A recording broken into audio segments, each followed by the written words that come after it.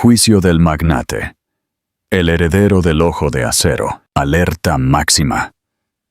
Suscríbete al canal ahora mismo y activa la campanita si quieres descubrir cómo un error de 27 minutos le costó a este CEO miles de millones y por qué el amor de un niño vale más que todo un imperio. La sala de audiencias del Tribunal Superior de Justicia, en el corazón palpitante de la metrópoli de Vigía, Ten Moi, Quaviridia City, se cargaba con la humedad de una tarde de septiembre y el silencio denso de las historias rotas.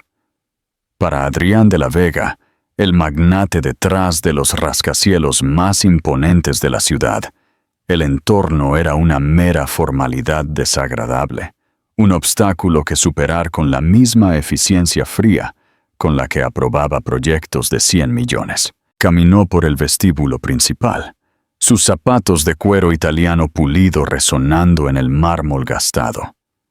En su portafolio de piel de cocodrilo no llevaba planos de una nueva torre en el Paseo de la Castellana, sino papeles de divorcio, el punto final legal a su matrimonio con Clara Navarro. Eran las 2:48 p.m. y la puntualidad era su religión. Pero allí, en ese pasillo lúgubre y laberíntico, el control parecía una ilusión que se desvanecía. Esto no era una fusión corporativa, sino la disolución de una vida.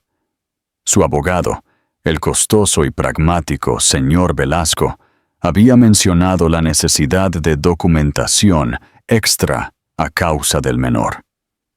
Adrián solo asintió, con la mandíbula apretada. El niño. Así se refería a Lucas en su mente, como un ítem más en una lista de tareas pendientes, una complicación logística. Sabía de su existencia desde el día que el resultado de la prueba de embarazo le llegó por correo electrónico, reenviado por Clara, con una sola frase. Necesitamos hablar. Sala 304, de juzgado de familia, tenía una puerta de madera oscura que crujió al ser empujada. El interior era decepcionantemente banal. Señor de la Vega, le saludó el abogado. «Listos. Terminemos con esto». «Sí, terminemos», respondió Adrián, con la voz más áspera de lo previsto. El juez, un hombre con canas y una expresión de aburrimiento profesional, carraspeó. Caso número 7892. De la Vega contra Navarro. Acción de disolución de matrimonio. Fue entonces cuando la puerta de la sala se abrió de nuevo. Un crujido lento y deliberado que, por alguna razón, hizo que el vello del cuello de Adrián se erizara. Él no se giró, pero el silencio que siguió a ese crujido fue denso, pesado de significado. Y luego, los pasos. Suaves, casi vacilantes. «Disculpe, señor juez», se escuchó la voz de ella, y fue como si una corriente eléctrica recorriera la espalda de Adrián. «Pido disculpas por el retraso». Se giró, y el mundo se detuvo por completo. Clara estaba en la entrada, su silueta enmarcada por la luz del pasillo. Pero no estaba sola. En sus brazos, acurrucado en una manta azul claro que realzaba el color miel de sus ojos, había un bebé. Un niño de 5 meses con un mechón de pelo oscuro y rebelde, y unos ojos que eran una copia inconfundible de los suyos, el mismo gris acerado que intimidaba en las salas de juntas y aniquilaba a la competencia. El bebé, Lucas, estaba despierto. Su diminuta mano se cerraba en un puñito minúsculo. Sus ojos curiosos escudriñaban el extraño ambiente, totalmente ajeno a que su simple presencia acababa de demoler la fortaleza emocional de su padre. A Adrián se le cortó el aliento. El shock fue verlo a él, verlo por primera vez en su vida. Era como mirarse en un espejo que reflejaba no solo sus rasgos, sino cada elección, cada omisión, cada acto de indiferencia que lo había llevado a ese instante. Los ojos de Clara se encontraron con los suyos. No había rabia en ellos, lo que, de alguna manera, lo hacía todo infinitamente peor. Solo una calma resignación, la aceptación de alguien que ya lo había esperado todo, y ahora ya no esperaba nada más de él. El juez interrumpió la vista. Dadas las circunstancias y la presencia del menor, que altera fundamentalmente la naturaleza de esta discusión, declaro un receso de 20 minutos. Sugiero que las partes utilicen este tiempo para dialogar. La confrontación de los 27 minutos. El pasillo del tribunal, con sus paredes color beige y olor a desinfectante, se convirtió en el escenario de una batalla que no se libraría con gritos, sino con el peso abrumador de lo no dicho durante meses. «Tiene tu barbilla obstinada», dijo Clara, sin emoción en la voz, notando el escrutinio de Adrián. «Y tus ojos, cuando se enfada, parece un mini dictador a punto de despedir a alguien». «Ya veo», tartamudeó Adrián, sintiendo que sus palabras eran inadecuadas. «Clínicas. ¿Que ya ves? Lo estás mirando como si fuera un balance trimestral, Adrián, analizando los activos, calculando el potencial. No estás viendo a tu hijo, estás viendo una anomalía en tus planes». La sangre subió al rostro de Adrián. «Eso no es justo, Clara». La risa de Clara fue corta y sin alegría. «¿Justo? ¿Quieres hablar de justo? Pasé 36 horas de parto, Adrián. 36 horas. ¿Y sabes dónde estabas tú?» Él lo sabía. El recuerdo, que había reprimido con tanta diligencia, volvió con la fuerza de un tren. La suite presidencial en el Four Seasons de Lisboa. La reunión para cerrar la adquisición del Grupo Lusitano, un trato que lo pondría en la cima del mercado europeo. Recibió la llamada del hospital a las 2 de la mañana, hora local. Silenció el teléfono, diciéndose que el parto podía durar días, que tomaría el siguiente vuelo. Pero luego vino la llamada de emergencia de un socio, una amenaza de cancelación. «Lisboa», susurró. La palabra salió como una confesión humillante. «Lisboa», confirmó ella, con voz cortante, cerrando un trato que tu equipo de 20 personas podría haber finalizado. Mientras tu hijo nacía, mientras yo estaba sola, asustada, y con una hemorragia que asustó a los médicos. Lucas se revolvió, sintiendo la angustia en la voz de su madre, y dejó escapar un pequeño suspiro. Clara se ablandó inmediatamente, el instinto maternal, superando la ira. Le besó la coronilla, murmurando palabras de consuelo que Adrián no pudo escuchar. La ternura de ese gesto, un acto de amor tan puro e inconsciente, rompió algo dentro de él. Ella era un universo completo para ese niño, porque él, el padre, había elegido ser un agujero negro. «No sabía de las complicaciones», dijo, con la voz baja. «Lo habrías sabido si hubieras contestado una de las 27 llamadas, o si hubieras devuelto uno de los mensajes, o si hubieras ido a una sola cita en 9 meses». Su voz se mantuvo firme, pero él pudo ver el ligero temblor en sus manos. «Te envié las fotos de la ecografía, Adrián. Te llamé, llorando, cuando el médico dijo que venía de nalgas y que quizás necesitaríamos una cesárea de emergencia. La noche que nació», continuó, «hasta el último minuto, pensé que ibas a cruzar esa puerta del hospital. Incluso después de todo, una parte estúpida de mí creyó que cuando realmente importara, aparecerías».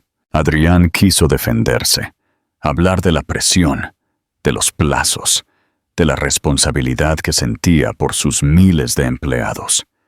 Pero allí, en ese pasillo, mirando al hijo que nunca había sostenido y a la mujer cuya fuerza había subestimado, todas sus excusas sonaron a polvo. «Estaba construyendo un futuro para nosotros», dijo, sintiendo sus palabras huecas. «No», corrigió Clara con una sencillez devastadora. Estabas construyendo un imperio para ti. Nosotros éramos solo un elemento en tu lista de espera, aguardando pacientemente un hueco en tu agenda. El guardia de seguridad del foro se acercó. Señores, el receso está por terminar. El juez solicita su regreso a la sala. La realidad volvió como un puñetazo en el estómago. La sala, el divorcio, la firma final. Estaba a minutos de formalizar su ausencia, de transformar su fracaso como esposo y padre en un documento legal. Miró a Clara, al hijo en sus brazos, y un pánico distinto a cualquier crisis corporativa se apoderó de él. No era el miedo a perder dinero o poder. Era el terror absoluto a perder todo lo que realmente importaba. ¿Crees que Adrián merecía esta segunda oportunidad? ¿O su traición fue demasiado grande para ser perdonada? Comenta tu opinión honesta. La súplica de los 30 días.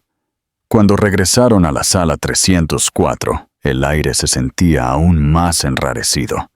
Adrián sintió las miradas de su abogado y del juez sobre él, pero su atención estaba fija en Clara, que se había sentado junto a su abogado, acunando a Lucas, que ahora estaba despierto e inquieto. El juez carraspeó, listo para reanudar el proceso. Bien, espero que el receso haya sido productivo. Si las partes están listas, podemos proceder con los términos de la disolución. ¡Su señoría!, lo interrumpió Adrián, con una voz sorprendentemente firme. Todos en la sala se giraron hacia él. «Proceda, señor de la Vega», dijo el juez, apenas ocultando un destello de interés. Adrián se puso de pie, no con la arrogancia de quien está acostumbrado a mandar, sino con la vacilación de quien pisa terreno desconocido. Sus ojos no estaban en el juez, sino fijos en Clara y el pequeño ser en sus brazos, que ahora lo miraba con esos mismos ojos grises, curiosos y sin prejuicios. «Su señoría, yo solicito un aplazamiento». Un murmullo recorrió el pequeño grupo. El abogado de Adrián se inclinó para susurrar algo sobre manutención y custodia, pero Adrián lo ignoró. ¿Un aplazamiento?, cuestionó el juez. ¿Basado en qué? Los términos ya han sido acordados por ambas partes. Basado en el hecho de que fui un completo idiota, dijo Adrián, con la voz baja, pero audible para todos. La honestidad cruda de la frase impactó a la sala. Y basado en el hecho de que acabo de conocer a mi hijo hace 27 minutos. Miró su reloj, el mismo que antes marcaba su eficiencia, ahora marcando el inicio de su conciencia. He pasado los últimos 5 meses tratando su existencia como un elemento secundario en mi vida. No puedo firmar un documento que haga permanente esa ausencia sin antes intentarlo. Intentar entender lo que perdí, intentar demostrar, quizás más a mí mismo que a nadie, que puedo ser más que el hombre que he sido hasta hoy. Pido 30 días, un mes, antes de cualquier decisión final sobre la custodia, el régimen de visitas o el fin de nuestro matrimonio. Un mes para aprender. Clara lo miró fijamente, su rostro una máscara indescifrable. Había oído promesas antes. Todas habían resultado vacías, porque esto sería diferente. El juez Matos observó el intercambio con una sabiduría cansada. Se dirigió a Clara. «Señorita Navarro, la decisión de aceptar esta solicitud es suya. El proceso puede continuar, según lo planeado si así lo desea». Clara miró a Lucas, que, ajeno a la tensión, estiró una diminuta mano hacia Adrián. Ella suspiró, un sonido que contenía meses de soledad y una chispa de esperanza que odiaba sentir. 30 días, dijo, con la voz poco más que un susurro firme. Pero que quede claro, Adrián, esto no es un juego, no es una negociación, no habrá prórroga. Son 30 días para que te presentes. De verdad. Si en algún momento siento que esto es solo otra de tus estrategias para ganar, Llamaré a mi abogado y terminaremos esto inmediatamente. Entendido, dijo Adrián, sintiendo un alivio tan abrumador que las piernas le flaquearon. No había ganado. Solo había conseguido una oportunidad de no perderlo todo para siempre. La hoz economía de la nueva vida.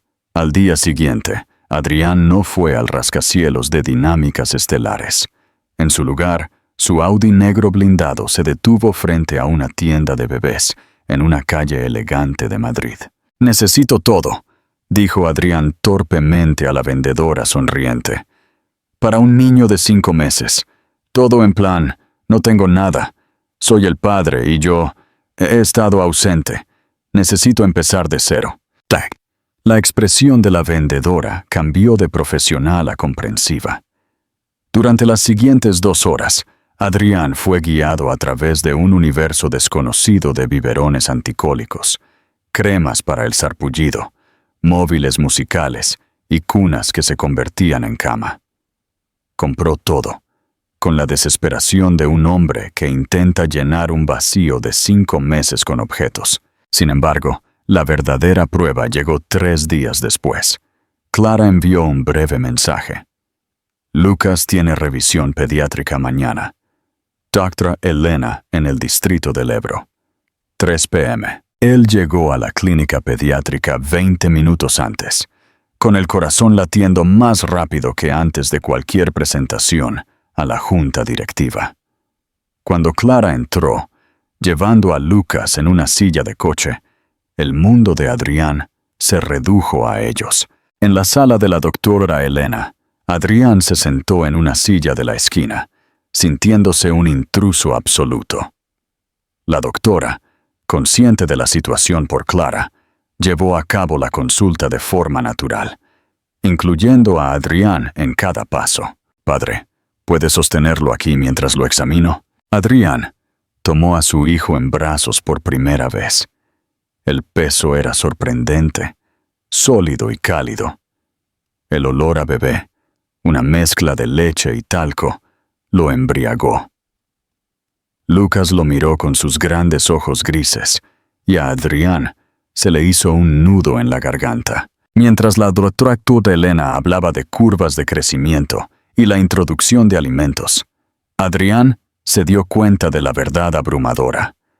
La paternidad no consistía en proveer, consistía en estar presente.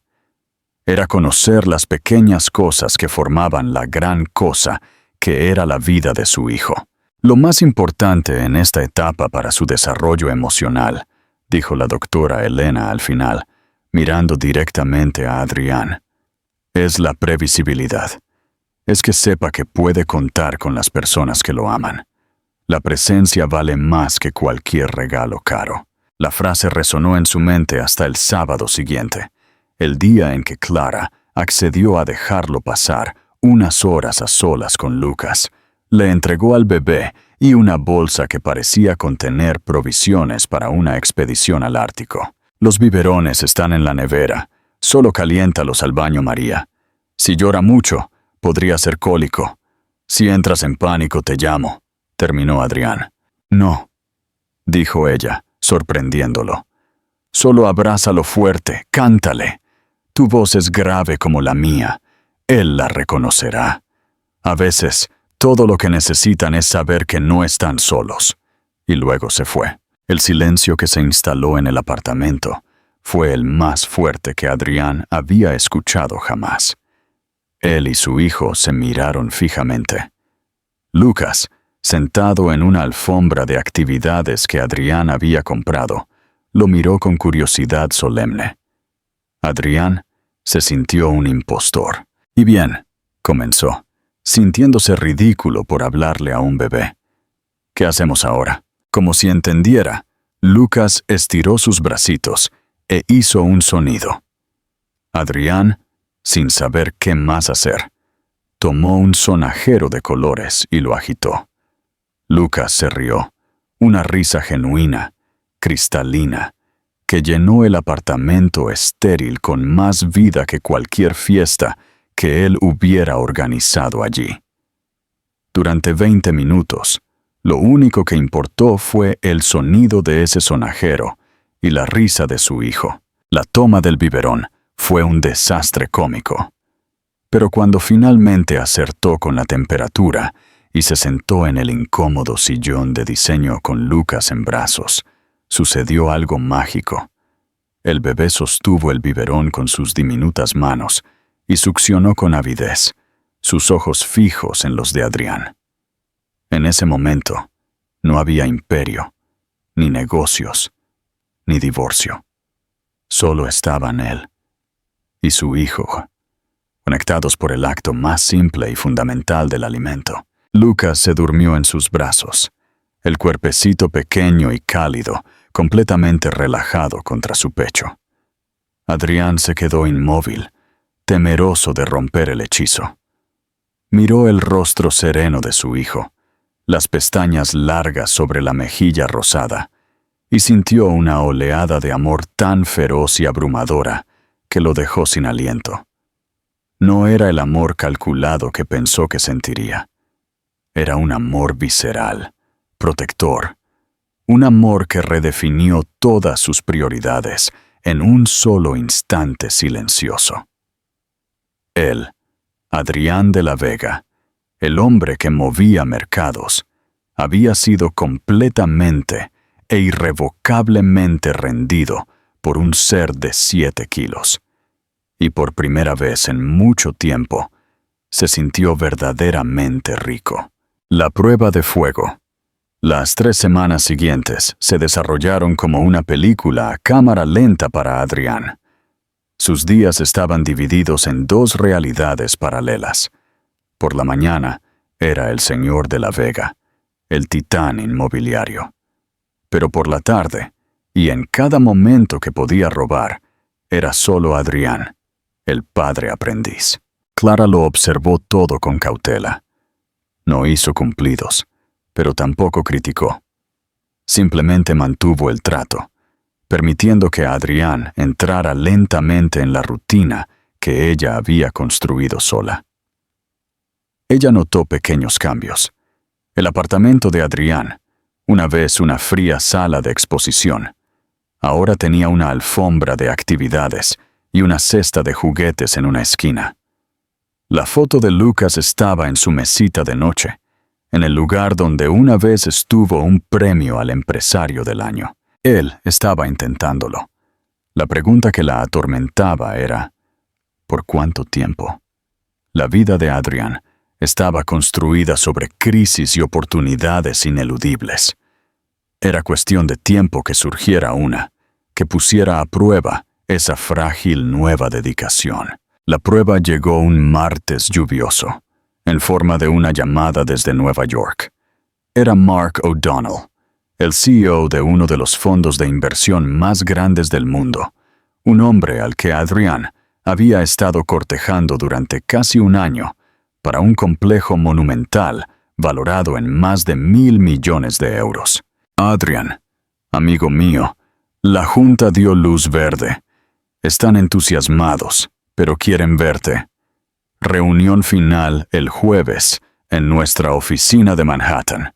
Si cerramos, firmamos el viernes. El jet del fondo está a tu disposición. El viejo Adrián habría sentido un subidón de adrenalina pura.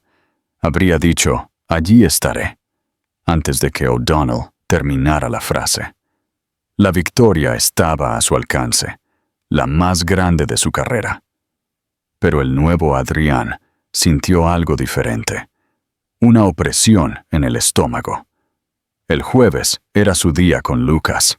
Tenían planes que, para el resto del mundo, eran insignificantes. Ir al Acuario de Madrid. Mark, es fantástico, pero el jueves me es imposible. Se hizo un silencio al otro lado de la línea. ¿Imposible?, repitió O'Donnell. Adrián, estamos hablando del proyecto Horizonte, el trato más grande de tu vida, que puede ser más importante que 1 billón de euros. Hace un año, la respuesta habría sido nada. Hace 6 semanas, la respuesta habría sido nada. Pero ahora, la imagen que le vino a la mente no era un contrato firmado. Era la imagen de Lucas descubriendo el mundo. Era la promesa silenciosa que se había hecho a sí mismo de no perderse ni un momento más de esos descubrimientos. Tengo un compromiso ineludible el jueves, Mark. Un compromiso personal. Cancélalo, insistió O'Donnell.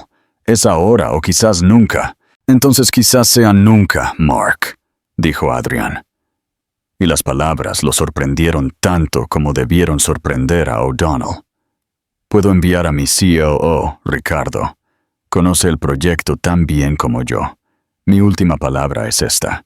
Estaba arriesgando su reputación, el trato, la credibilidad. Estaba rompiendo la regla número 1 de su propio manual de éxito. Nunca, jamás, le muestres a un oponente que algo es más importante para ti que cerrar el trato. La despedida de O'Donnell fue fría y abrupta. Adrian colgó el teléfono con las manos temblorosas. No se sintió victorioso. Se sintió aterrorizado. Pero bajo el terror había una corriente de integridad. Había tomado una decisión, no basada en lo más rentable, sino basada en el hombre que quería llegar a ser. Cuando se lo contó a Clara esa misma tarde, mientras observaban a Lucas fascinado ante un tanque de peces payaso en el acuario, esperaba escepticismo. En cambio, ella simplemente lo observó durante un largo momento, sus ojos buscando algo profundo en él. ¿Te llamó O'Donnell?, preguntó, recordando el nombre que él había mencionado tanto en el pasado. Sí. No estaba contento. ¿Y tú?, preguntó ella, con voz suave. ¿No te arrepientes? Adrian miró a Lucas, que golpeaba el cristal con su diminuta mano, balbuceando de emoción ante los peces de colores. Miró el brillo en los ojos de su hijo.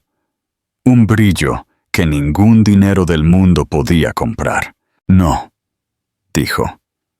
Y la verdad de esa única palabra lo llenó de una paz que no había sentido en años. Por primera vez, siento que estoy exactamente donde debo estar. Clara no dijo nada. Simplemente extendió la mano, y por un breve instante, sus dedos rozaron los de él sobre el cochecito de paseo. No fue un gesto de reconciliación, fue un gesto de reconocimiento.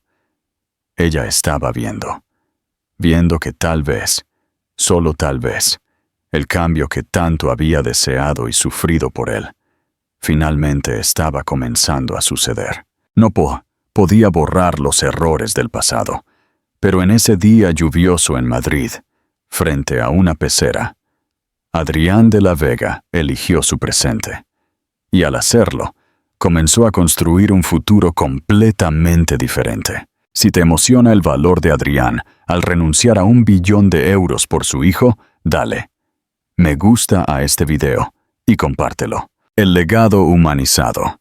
Esa noche llegó la noticia. Ricardo, su COO, llamó desde Nueva York. La reunión había sido tensa. La junta de O'Donnell estaba decepcionada por la ausencia de Adrián. Posponían la decisión. El trato estaba en el limbo, en riesgo. El viejo Adrián habría entrado en pánico. El nuevo Adrián simplemente agradeció a Ricardo su esfuerzo y dijo: «Hicimos lo que pudimos. Ahora, vuelve a casa». Colgó el teléfono y fue a la habitación de invitados donde estaba instalada la cuna de Lucas. Miró a su hijo dormido y supo con una certeza que trascendía cualquier balance financiero. No importaba lo que pasara en Nueva York. Él ya había cerrado el trato más importante de su vida. La noticia del casi colapso del acuerdo con el fondo O'Donnell se extendió como la pólvora en los pasillos de Dinámicas Estelares. La convocatoria de una reunión de emergencia del Consejo de Administración fue una inevitabilidad. En la sala de juntas, el aire estaba cargado de tensión. «Necesitamos una explicación», comenzó Octavio Guzmán, el banquero de la vieja guardia. «O'Donnell dice que mostraste un desprecio impactante por el negocio.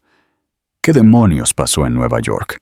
Lo que pasó, Octavio, dijo Adrián con calma, es que tuve un compromiso ineludible.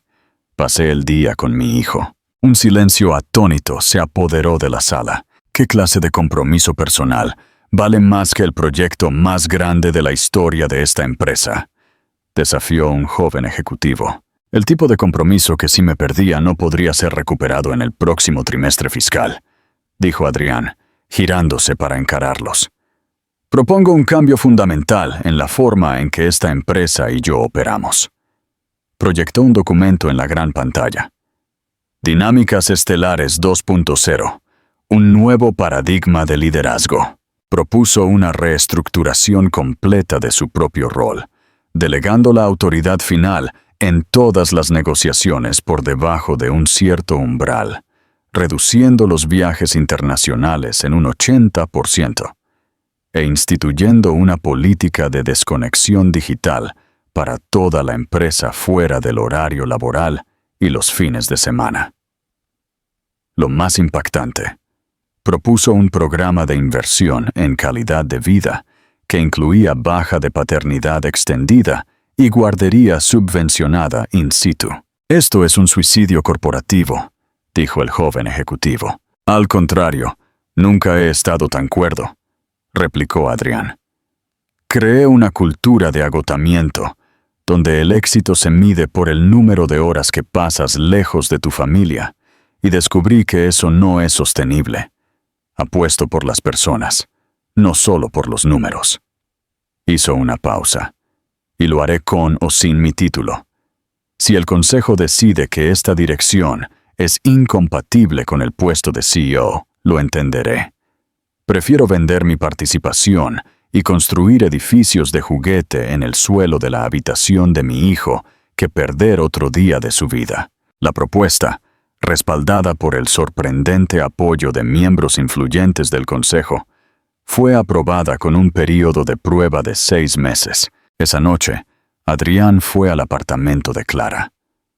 El hombre del que me enamoré era un arquitecto soñador que quería construir hogares bonitos para que la gente viviera, dijo ella, una pequeña sonrisa genuina tocando sus labios. En algún momento del camino, se perdió y se convirtió en un empresario que solo quería construir edificios más altos que los demás. Creo que ese arquitecto todavía está ahí, debajo de todos esos trajes caros. En ese momento, Adrián no se sintió como un CEO que acababa de arriesgar su imperio. Se sintió como un hombre que acababa de encontrar el camino de vuelta a casa. 2 años después. La escena era el césped verde y acogedor del Parque Central en una mañana de domingo. Lucas, ahora de 2 años y medio, era un dínamo de energía, una mezcla perfecta de la determinación de su padre y la risa fácil de su madre. «¡Coge, papá, coge!», gritó Lucas. Adrián se tiró a su lado, riendo. El olor a hierba, el calor del sol, el sonido de la risa de su hijo. Esta era su nueva definición de negocio exitoso. Clara observaba la escena. Ella y Adrián no se habían vuelto a casar, pero habían elegido, día tras día, reconstruir. La revolución de La Vega había funcionado. La productividad de la constructora aumentó. La rotación de empleados cayó drásticamente y la empresa se convirtió en un imán para el mejor talento. El trato con O'Donnell se cerró 6 meses después, en términos aún más favorables, ya que la postura de Adrián fue interpretada como una fortaleza inquebrantable.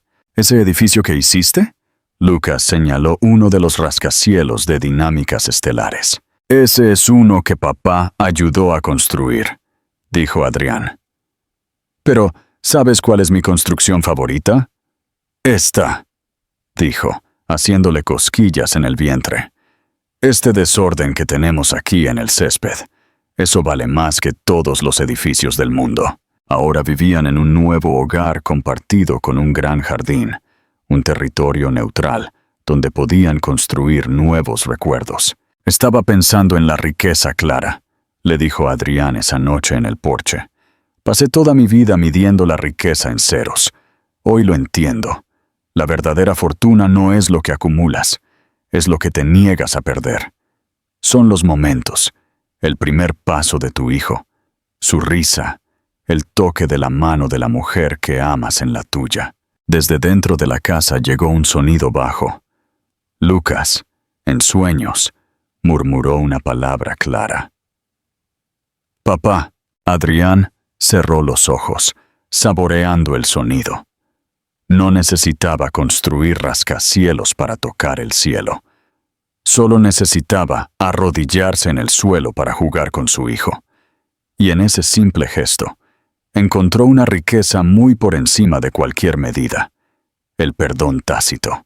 Petit, si esta historia de redención te ha llegado al corazón, demuestra tu apoyo al nuevo Adrián dándole me gusta. Comenta con el hashtag #ElValorDeLucas y comparte este video con alguien que necesite un cambio en su vida. Y una última pregunta. ¿Crees que Clara y Adrián deberían volver a casarse ahora? ¿O su forma de amor sin papeles es más fuerte? Déjanos tu opinión abajo. El capítulo final. La reconstrucción de la memoria. El regreso del fantasma. La vida de Adrián de la Vega se había asentado en una rutina que habría sido impensable para el magnate de hace unos años. Sus mañanas ahora comenzaban con el olor a café y el sonido de las risitas de Lucas en el jardín, en lugar de las noticias de Wall Street. La paz que había encontrado en el pequeño desorden de su hogar compartido con Clara y su hijo valía más que todos los ceros de su antigua cuenta bancaria. 2 años después de aquella súplica en el tribunal, el divorcio se había convertido en una nota a pie de página olvidada. Su relación, aunque sin un papel firmado, era más sólida que cualquier contrato legal, basada en el respeto mutuo y el amor inquebrantable por el pequeño Lucas. Una tarde de jueves, la calma se rompió con un sobre lacrado que llegó a la nueva sede de Dinámicas Estelares, ahora dirigida por su COO, Ricardo, bajo la filosofía de liderazgo humano de Adrián. No era una citación judicial, sino una carta formal de los abogados de Valeria, su exesposa. Clara la leyó en la cocina, mientras Adrián preparaba la cena, una tarea que había aprendido con la misma obsesión con la que antes cerraba tratos. La carta informaba que Valeria había completado su tratamiento de rehabilitación y que, como madre biológica, deseaba reanudar el contacto con Lucas.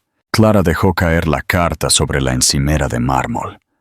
Sus ojos, llenos de la calma resignación que Adrián conocía tan bien, se encontraron con los de él. El pasado no se ha quedado en el pasado, susurró ella. Ha vuelto a llamar a la puerta. Adrián sintió un escalofrío. El miedo a perder a Lucas se despertó en su pecho. Un pánico primitivo. La diferencia era que, esta vez, el miedo no lo hizo huir, lo hizo luchar. La reunión en el jardín. Adrián y Clara no querían abogados. Sabían que este no era un problema legal, sino un problema del corazón y la conciencia. Acordaron un encuentro neutral y breve con Valeria en el jardín de su nueva casa, mientras Lucas dormía la siesta. Valeria llegó sola, con un aspecto frágil que contrastaba dolorosamente con la mujer opulenta y segura que Adrián había conocido. Se había despojado de la mayoría de sus joyas. Solo llevaba un simple vestido y una mirada de intensa vergüenza. «No estoy aquí para luchar», dijo Valeria, con la voz apenas audible mientras se sentaba en el banco de hierro forjado. «Solo quiero ver a Lucas. Solo saber si está bien. Si me perdonarán algún día». Clara, la mujer que había criado a Lucas sola mientras Valeria estaba en su propio infierno personal, tomó la palabra con una calma impresionante. «Lucas está más que bien, Valeria. Está feliz. Es un niño increíblemente amado. Adrián intervino, con el tono de un ejecutivo que presenta hechos ineludibles. Valeria, tú y yo cometimos errores catastróficos, pero tu error casi le cuesta a Lucas la vida y el futuro en manos de criminales. La ley puede decir que eres la madre, pero en el corazón de Lucas solo hay una persona que ha estado allí desde la primera noche. Valeria asintió, las lágrimas brotando silenciosamente. Lo sé, Adrián. La culpa es lo único que me ha mantenido viva. Pero mereces saber esto. Yo fui quien lo dejó en el parque. No fueron ellos. Vi mi oportunidad. Tomé la manta más suave y lo dejé en el único lugar que pensé que sería encontrado rápidamente. En un parque cerca de una zona residencial. Esperé en un taxi en una esquina hasta que vi a una mujer joven recogerlo. No eras tú, Clara. Era una desconocida. Clara y Adrián se miraron, asombrados. El SUV negro y el miedo que persiguió a Clara por un momento se desvanecieron. Valeria no había abandonado a su hijo. Lo había puesto en el camino de la salvación. Había actuado por amor, no por negligencia, aunque su juicio estuviera nublado. No pido nada, continuó Valeria. Solo déjenme saber que hice lo correcto, que Lucas fue salvado. Pregunta de interacción. Si fueras Clara, después de escuchar esta confesión, ¿permitirías una reunión entre Lucas y Valeria, sabiendo el riesgo que implica, o protegerías la estabilidad de tu familia a toda costa? Comenta tu decisión ahora. La construcción del puente. La verdad de Valeria no generó rabia, sino una tristeza inmensa. Su desesperación era un espejo de la que Adrián había sentido en la sala del tribunal, solo que la de ella había sido alimentada por una enfermedad. Clara y Adrián no le permitieron ver a Lucas de inmediato.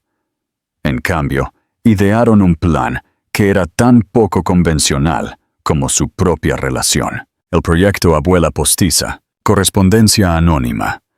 Valeria comenzaría enviando cartas a Adrián, no sobre Lucas, sino sobre su propia vida, su recuperación, su nuevo trabajo como terapeuta de arte.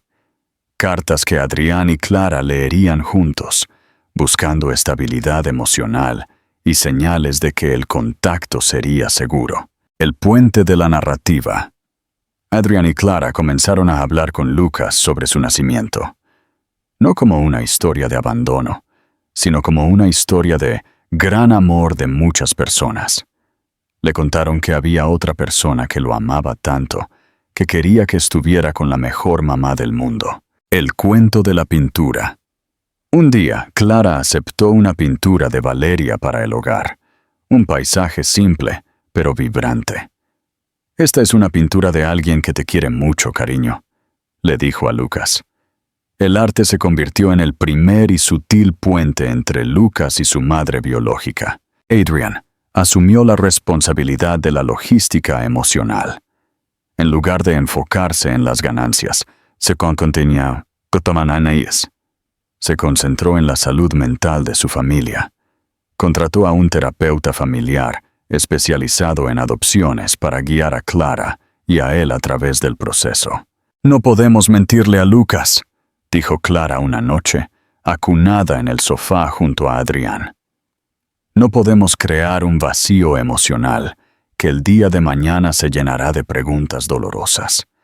Pero no podemos arriesgar su estabilidad por la necesidad de redención de Valeria». «No lo haremos», respondió Adrián, pesando su cabeza. «La prioridad es Lucas. Si Valeria puede ser un elemento positivo, aunque sea lejano, que sume a su historia sin restar a nuestra realidad, lo intentaremos. Si no, defenderé la burbuja de amor que has creado para él con uñas y dientes. Demuestra que el amor no se rinde. Si crees que el amor incondicional puede sanar hasta las heridas más profundas, dale me gusta a este video y compártelo». Y no olvides suscribirte para ver cómo continúa la historia de esta familia atípica. El regalo inesperado. Pasó casi un año de cartas, llamadas telefónicas supervisadas y evaluaciones. Finalmente, el terapeuta familiar dio luz verde para un encuentro. No sería un encuentro de madre-hijo, sino un encuentro de una amiga que ama el arte. El encuentro tuvo lugar en el estudio de arte que Valeria había abierto como parte de su terapia. Lucas, ahora de 3 años y medio, entró en el estudio con la energía de un cohete. Valeria estaba sentada en un caballete, pintando un cielo de color azul profundo, justo como el cielo de Lucas. «Hola, Lucas», dijo Valeria, su voz suave y temblorosa. «Hola», dijo Lucas, corriendo inmediatamente hacia ella. «¡Pintas cielos de mi color! ¡Mis ojos son como tu pintura!». El corazón de Clara y Adrián se encogió. El lazo de la sangre se manifestaba en la forma más pura y dolorosa. Valeria miró a Lucas y luego a Clara y Adrián. En sus ojos había aceptación total. No había un intento de reclamar, solo un deseo de contribuir. El encuentro duró 1 hora. Valeria le enseñó a Lucas cómo mezclar colores. Antes de irse, Lucas abrazó a Valeria. Fue un abrazo inocente, el abrazo de un niño feliz a una persona amable. Cuando estaban en el coche, Lucas dijo: «La señora Valeria es muy buena. Pinta cielos para mí.